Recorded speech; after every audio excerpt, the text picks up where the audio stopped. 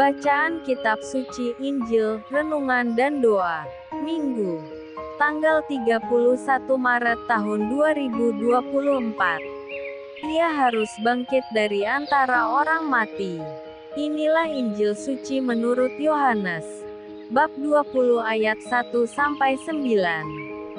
Pada hari pertama minggu itu, pagi-pagi benar ketika hari masih gelap, pergilah Maria Magdalena ke kubur itu dan ia melihat bahwa batu telah diambil dari kubur. Ia berlari-lari mendapatkan Simon Petrus dan murid yang lain yang dikasihi Yesus, dan berkata kepada mereka, "Tuhan telah diambil orang dari kuburnya dan kami tidak tahu di mana ia diletakkan." Maka berangkatlah Petrus dan murid yang lain itu ke kubur. Keduanya berlari bersama-sama. Tetapi murid yang lain itu berlari lebih cepat daripada Petrus sehingga lebih dahulu sampai di kubur. Ia menjenguk ke dalam dan melihat kain kafan terletak di tanah. Akan tetapi ia tidak masuk ke dalam. Maka datanglah Simon Petrus juga menyusul dia dan masuk ke dalam kubur itu. Ia melihat kain kafan terletak di tanah. Sedang kain peluh yang tadinya ada di kepala Yesus tidak terletak dekat kain kafan itu, tetapi agak di samping di tempat yang lain dan sudah tergulung. Maka masuklah juga murid yang lain, yang lebih dahulu sampai di kubur itu dan ia melihatnya dan percaya. Sebab selama itu mereka belum mengerti isi kitab suci yang mengatakan bahwa ia harus bangkit dari antara orang mati.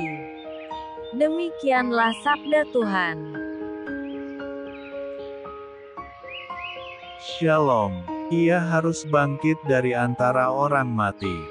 Injil hari ini, Yohanes bab 20 ayat 1-9, Kebangkitan Yesus.